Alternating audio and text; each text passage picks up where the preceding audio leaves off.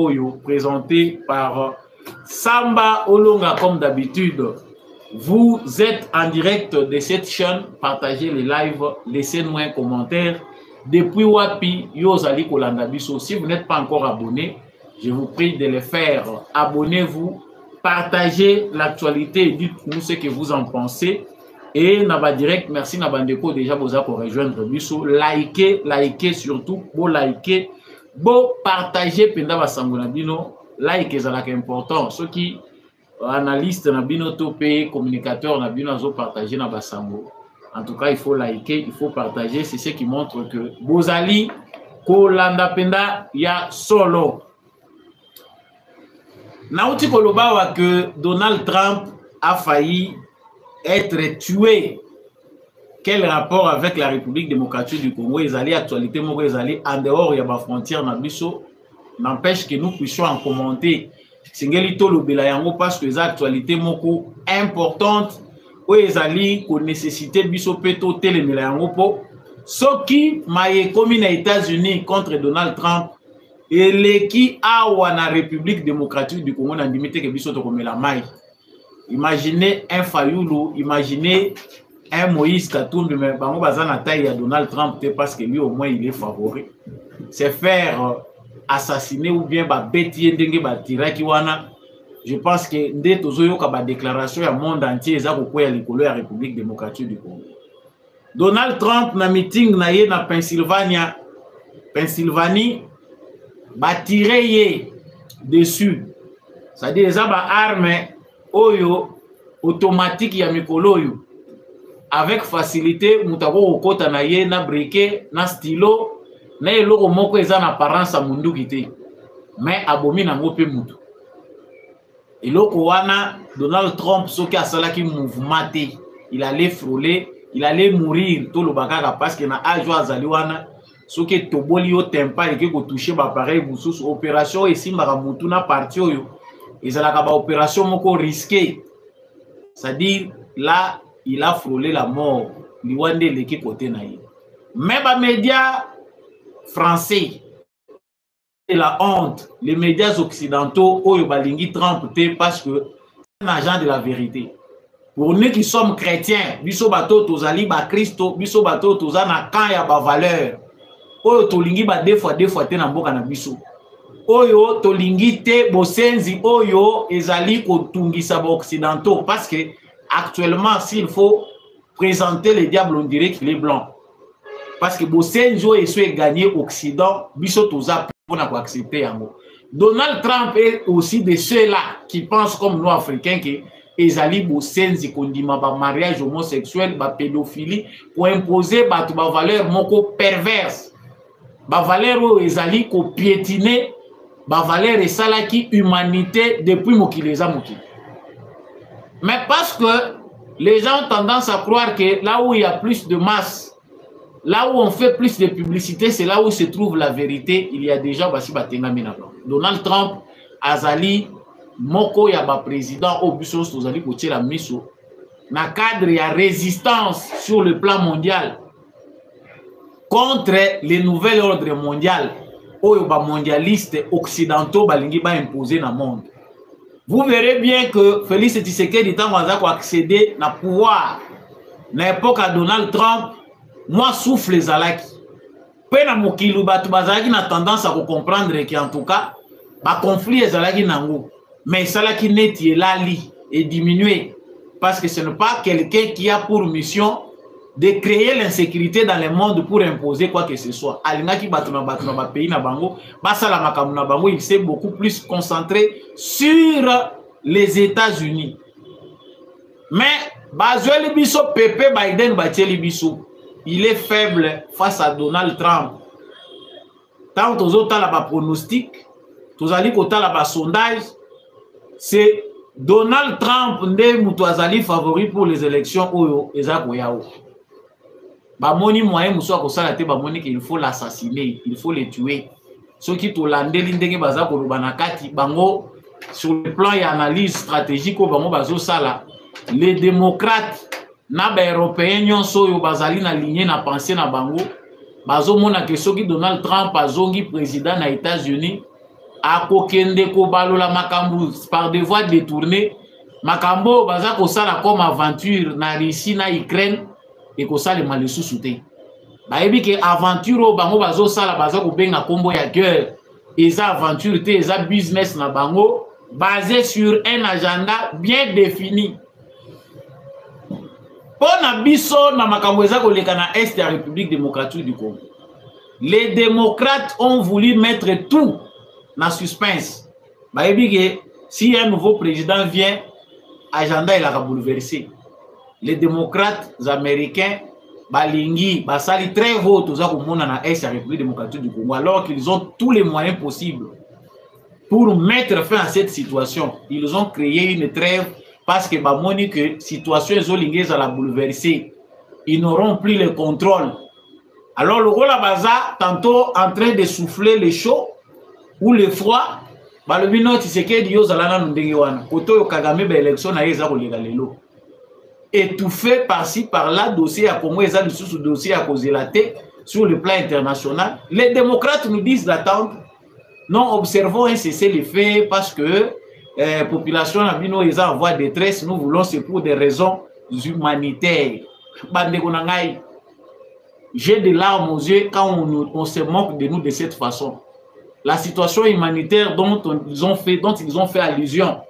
On a créé bisabiso que ceux qui va se trêve et que la pona kwa cheminer biloko akolia ba aide. Il faut pas passer la population civile ba déplacer na biso pour apporter ba assistance. Et ceux qui veulent, on peut les amener, les ramener dans leur village, bazonga calmement na bamboka na bango.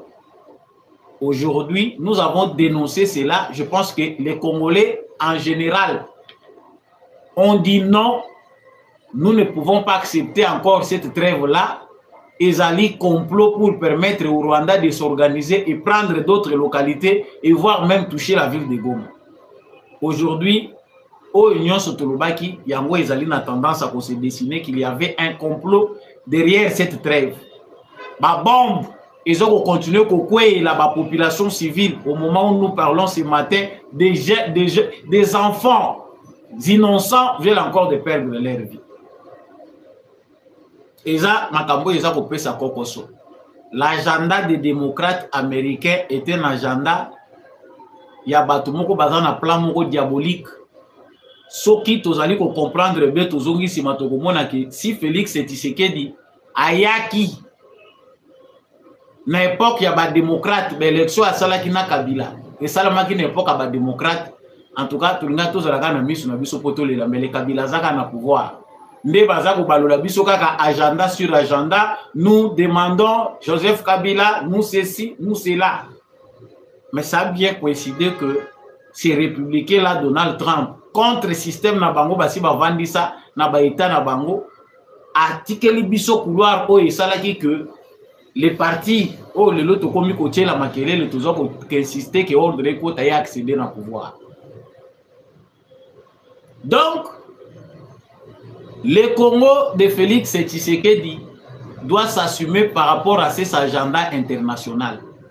Félix Tshisekedi ils appellent un moment où biso peut photo s'affirmer en tant que nation.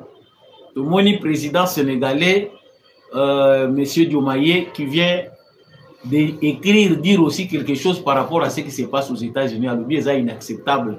Il faut prendre des conditions pour que tous les présidents, ou à candidat, à sécuriser Ndenge Sengeli. Président Félix Tshisekedi Makambo est aux États-Unis, il faut s'en inspirer. Si les Américains sont prêts à tuer l'un de leurs pour les intérêts, et là, qui c'est que bateau, baza comme bien un démocrate, pays civilisé, pays de droit, baza musikate na barbarie, na sauvagerie. Ils sont prêts à retourner à la case de départ par rapport à la ligne à civilisation. Les civilisation, les civilisations naissent, grandissent et meurent. Bato balega na beta, puis il y a sauvagerie, barbarie et puis comme civilisé, une organisation sérieuse. Ils allaient étape aux sociétés humaines et ça le marque. Mais rien n'empêche que bateau comme ça disant civilisé, comme bien organisé, dans la situation na bango yakal. Ce qu'on a tendance à observer en Occident, c'est que ces démocraties là tant vantées risquent aujourd'hui de se transformer en des dictatures féroces. La démocratie ne serait qu'un prétexte pour embellir. Mais au fond, ce sont les puissants, au bazana ba capitaux, bazana bambongo ebele na monde, ne bango mutu bakokoma ko s'imposer. C'est la loi du plus fort, c'est la loi qui a plus de, celui qui a plus de finances, celui qui a plus de moyens, yende mutu azali ko conduire politique. Eza ndenge wana. La démocratie na stade otokomi, eza nango ko lakisa eloko moko te. Bato mbongo nde bazo diriger monde. Ils s'imposent partout où ils vont, ils ont tendance à se regrouper. Bako créer ba inégalité belé, c'est-à-dire ceux qui biso pe babola to fongoli miso te. Biso bato tozana na ba moyen te pour assurer développement na biso na vitesse to fongoli miso te, to se serrer les coudes te à mawana biso. Oh, salami na États-Unis d'Amérique, si ça s'est passé chez nous en République démocratique du Congo, les États-Unis demandent à Félix Tshisekedi des enquêtes sérieuses au ceci. Oui, bango to monipe Biden a bengi Trump pour s'assurer qu'il est en bonne santé et il y a des enquêtes qui sont en cours. Nous, peuple congolais, regardons ce qui se passe, tenons à l'œil le gouvernement américain. Ceux qui Trump a Koufi, partout, les Congolais doivent exiger le départ. Ambassade des États-Unis dans le Congo, les sous-soutés, ambassade de l'Union sur les États-Unis, en Afrique, il faut être tombant. Ceux qui babomi Trump. Moi, je pense qu'il faut les appeler moko ya leçon et qu'on servir que bateau baza comme mona baza civilisé, ba respecter biso. Ceux qui Trump a Koufi, ceux qui Trump a Zuli Kambo, il faut que tous les pays du tiers monde au bango babande ko benga biso na kala tiers monde, les alliés appellation moko ya kala. Mais ils ont existé dans le na bango. Ce qui les kamawane kweli bango, nous aussi nous allons leur dire boka na bisaka na bino, boye la biso exemple là wati. Même s'ils cherchent à cacher, mais les États-Unis face à un système mibale où ils allaient s'affronter, il y a des mondialistes, des nationalistes ou les républicains. Il y a ceux qui sont contre l'ordre mondial où ils vont imposer dans le monde. Il y a ceux qui ne sont pas d'accord dans l'ordre wana. Les nationalistes, le la Trump, que le président Félix Tshisekedi comprenne que ça peut moment, Bissopeto s'affirmer.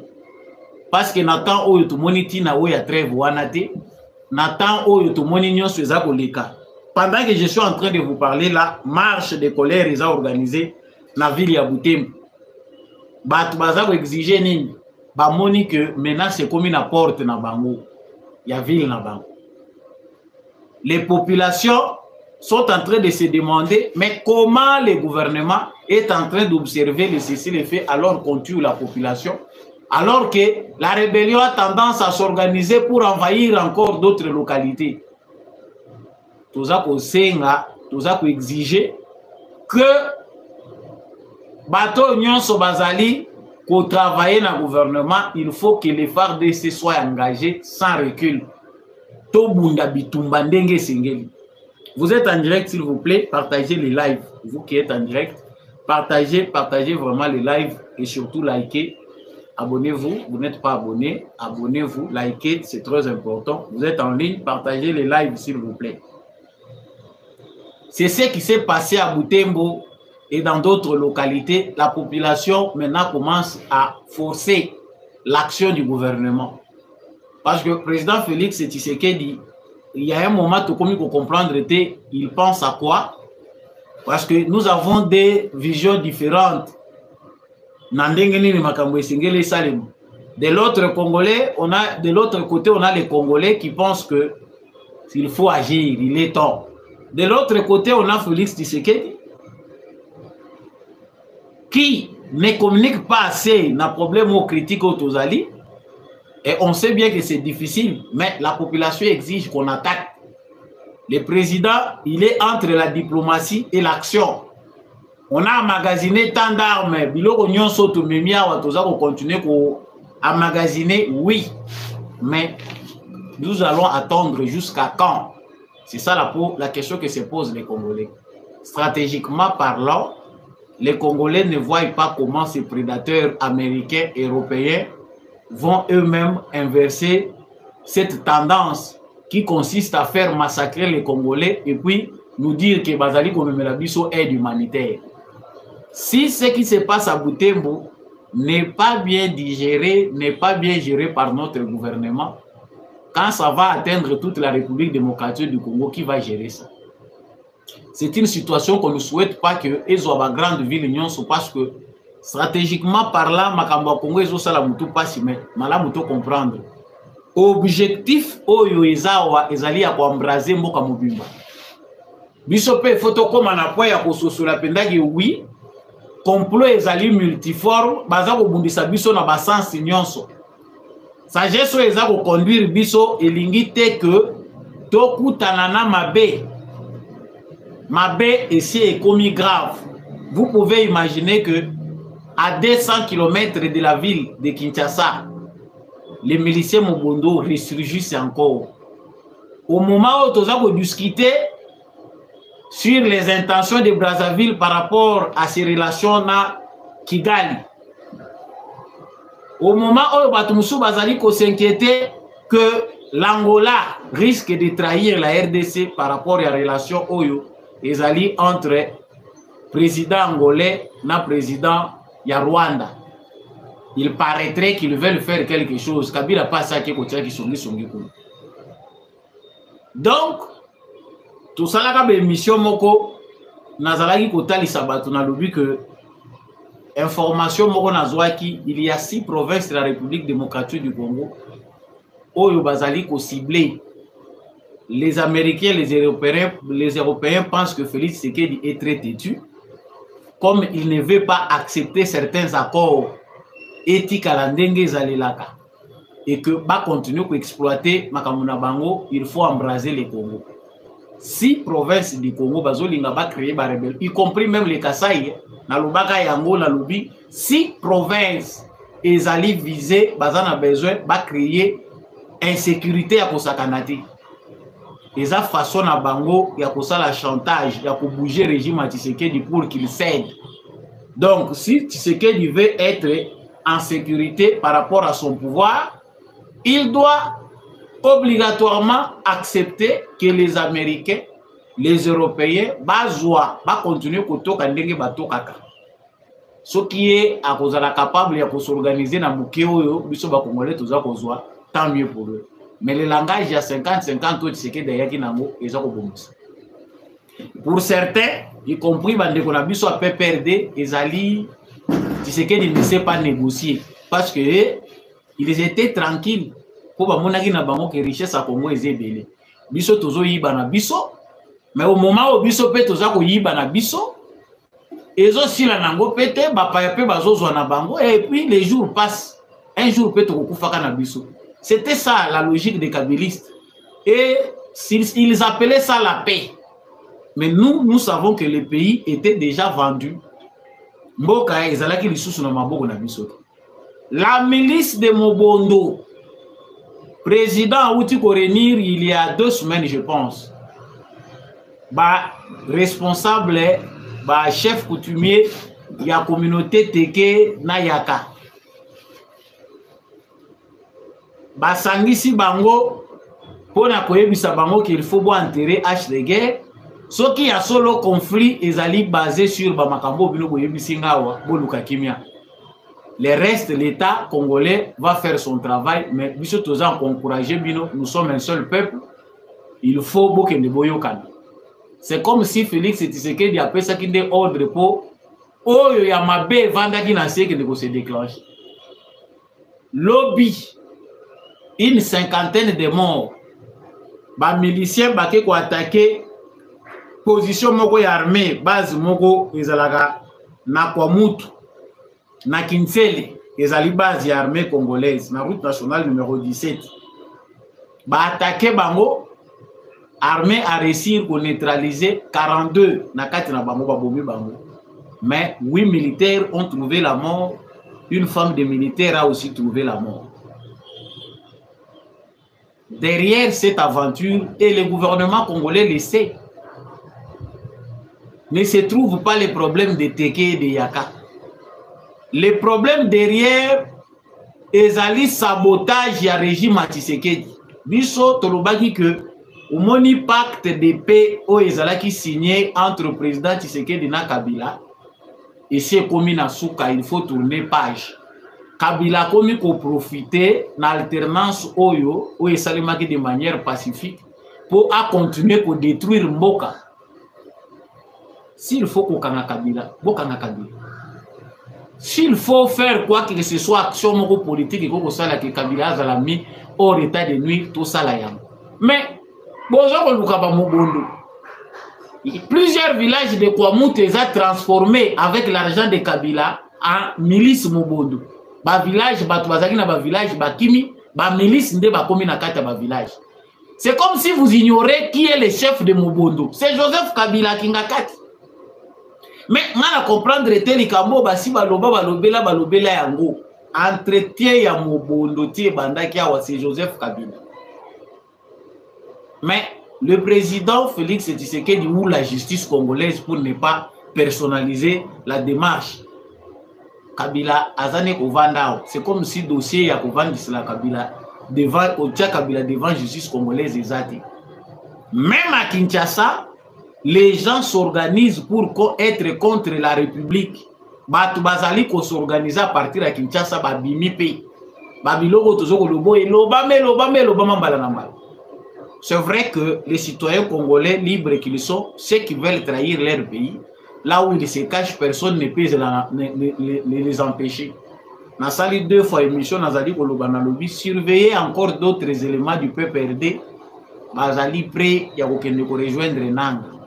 Soro Yoki, Bakabiliste, Oyo va se retrouver dans le régime Tshisekedi, Oyo Bakima qui na boîte ou ya Kabila. Soki Baza Koloba, Okanisa Kagame Mutaza Koloba, Okanisa Baza na rébellion, alors que Baza na ville à Kinshasa. Des gens qui tiennent un tel langage, vous devez déjà comprendre en termes de renseignement qu'ils sont déjà en intelligence. Na bateau Bazakou. Lelo ça s'accomplit. Soki bakaki bango tenga na yebe loko mokote. Mais moi si moko ya fédération ya PPRD, Ligue des jeunes ya PPRD, alongwe katang à rejoindre Nang. Tout le monde ba journaliste bazako longo na Kinshasa ba rejoindre Nang. Jacques Ndala. Lokola naka tumbi esimbité mbongo madesu ya bana parce que la politique aujourd'hui se fait sur base du pain, les commerces payants. C'est la politique. Soki na zindi na ngana kangami na bavi wana balukeli nga poste nga pe na koluka na sala kombo et tikali na ngoko politique. Jacques Ndala, le chroniqueur qu'on connaissait aujourd'hui, finit aussi dans un mouvement rebelle. C'est ça son calcul. Pas même un mouvement rebelle, mais un mouvement terroriste. Donc il ne lécher ma botte ya Kagame parce qu'avec la pression qu'on va faire, tu vas se retrouver dans ma poste comme ils ont d'habitude. Entre guillemets, ils ont été que biso tozo côté la Tshisekedi mais tozo ta la paix conjoncture. Bande qu'on a biso bazo ça la calcul ils ont monté.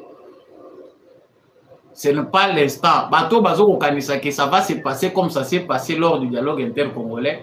Ça va se passer dès que Kabila signaka en 2009, en 2013 ça signé na batouana bazaye ko ça la bava et vient. C'est impossible presque pour cette fois-ci qu'aux Congolais bazo continuer à rejoindre Kagame. Comprenez que Kagame lui-même na ba meeting na ye ya campagne, il accuse les États-Unis d'Amérique. Alobi bango mutu ba piyaka minéré ya RDC. Parce que bazo ko sila ye makabo. Bon mutu wana zo lela. Et si kavandi ezali susu bien te kite boti basende. Mais il y a des Congolais bêtes encore qui ne savent pas dans quelle direction souffle le vent, qui sont obligés d'aller trahir leur pays pour les pains. Parce que retrouver les sous-nanga Boakuna. Le bien au foot. Bon débarras, parce que dans la société, nous sommes bazalak. Mais pas jusqu'à ce point. Si on a souffrance, on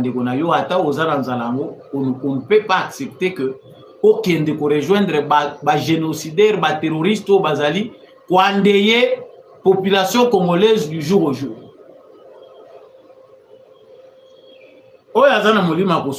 Comprendre de quoi nous parlons. Cette affaire de Mobondo, architecte Nangwa Yebani. Si l'État congolais pense qu'avec l'armée, non, il y a des responsables. Nous avons besoin de nuits tranquilles et il y a des gens qui comptent sur nous. Nous sommes à 200 km de Kinshasa, à 2000 km de Kinshasa, renseignement militaire, tout ce qu'on a là, à 2000 km, dans l'Est du Congo, ok, c'est très loin, situation est complexe, géographie est monnaie. Awa toza à 200 km na Kinshasa, toutes les unités ba base nango ezaka na Kinshasa. Ba drone toza nango. Ba hélico to sombi toza nango à 200 km de Kinshasa. Les Mobondo attaquent encore et font terrain. Est-ce que ba service la biso a renseignement pendez au sala musala nango? Ba milice oyo baza ko lobaki baza na ba village wana. Est-ce que notre armée pour neutraliser cette situation à la porte de Kinshasa, ils ont posé problème? Moi, personnellement, je pense encore que le président Félix Tshisekedi a encore un problème dans Bato Oyo, Bazali, pour ça la intelligence n'a sur le plan sécuritaire. Cette situation-là, est acceptable. Partout où ils le vont, ils ont Madoussou. Si à l'est du Congo, nous avons une frontière avec l'Ouganda et le Rwanda, situation est complexe. Awa na katikati awa, pembeni awa, Kinshasa 200 km na capitale. Pour neutraliser ces milices, les suivre de près, pour vendre la monionso et Zosenganine. Il y a des gens à Kinshasa qui sont en train de forger ces maillots-là. Maillots wana bazali ko planifier ango pour eganga bango souci na bango ezati Tshisekedi akwe. Mais regardez à Kinshasa, les gens du PPRD disent que PPRD est commis aux hommes en force. Tozali koya na makasi. Cette fois-ci tozozonga, mais faut que tout na bango baza kozonga ndenge nini, Kabila za kozonga ndenge nini. Ils ont déjà perdu la voie des élections. Là où ceux qui entourent Kabila pouvaient se séparer avec lui, aller aux élections, ils ne sont pas allés aux élections. Il y a encore 4 années devant nous. Pour tout comme Nathan Moussou à l'élection. Les PPRD se préparent, nous allons retourner au pouvoir, c'est quoi? Ils sont dans les coups. Il y a pour déstabiliser Mboka pour bazonga na pouvoir na ba maniero balingaka basala. Voilà pourquoi nous lançons un appel au président Félix Tshisekedi. C'est bien d'être réconciliateur, c'est bien d'unir les gens. Mais stade yotokomi, il faut aussi ma bâton, carotte le sous-souté. C'est vrai que l'amour est au-dessus de tout, mais à ce stade, certains prennent cela pour un signe de faiblesse. Bon, continuer à causer la cabozo, continuer à causer la ca. Et puis, et que y nango ndenge wana, et tikali nango okende. Ba situation oyo tozali komona na kati ya République démocratique du Congo, eza ba situation moko problématique. Et maman na moment où naza ko yebisa bino, tous les détenus de la prison centrale de Manono dans la province du Tanganyika se sont évadés dimanche où ils ont ba profiter na distraction moko ya ba policier na ba militaire ba s'évader ba bimi na bango na prison. Est-ce que ils allaient compréhensible? Tanganyika wane faut que la Tanganyika. Qu'est-ce qui se passe là-bas d'habitude? Bah opposants bazabuna, pas des opposants mais des gens qui ne veulent pas du bien pour les pays. Les prisonniers peuvent s'évader comme ça en masse, babimi bangonyon so ba profiter de la distraction à ba policier na banane. Il faut arrêter l'administrateur de cette prison. Pour arrêter Batubele bazali responsable na biloko wana. Dans l'ensemble ya banalise autozo ko sala, vous verrez que soko koti na mozindo il faut que la Tshisekedi mawa. Mais ils ont mawate de fois les problèmes pour la situation et comme anasuka et dégénéraka et comme makasi. L'intention ici c'est de créer des foyers de tension partout pour détourner l'attention. Tant que bino botika la bozo ta la bolobi koto osasu. Au côté balobi Museveni, au côté Kagame, et Mobondo bimi boy, et balobi na frontière Angola qui m'a exaté. Ils allaient pour éparpiller, attention à biso pour que Kagame puisse souffler. À Monsieur le président Félix Tshisekedi, il faut renforcer les services de renseignement. Services de renseignement nayo ozali nango, ezali malamute. Veuillez partager, veuillez liker. Vous aurez bien remarqué que l'émission Nabiso et komi penza na suka samba olonga zaki nesema koyeba bino et belé à travers la République démocratique du Congo. Merci à vous d'avoir suivi l'actualité du lundi. Bon début de semaine à vous. Merci à l'équipe technique Andeko. Bien chaque comme d'habitude et accompagné qui puisse pour cette émission Oyo et comme en habitant de Nabino. Merci à l'apôtre Gérard Kabeyachovo, merci à l'homme de la vérité des urnes, Jean-Louis Timbalanga. Merci à papa Maurice Kikangala, merci à papa Boniface Mpunga, papa Michel Luma Kasso, maman Billy Bilonda, maman Lisette Mbendou, maman Anima Samba, papa Kennedy Mukendi, papa Freddy Ngwama.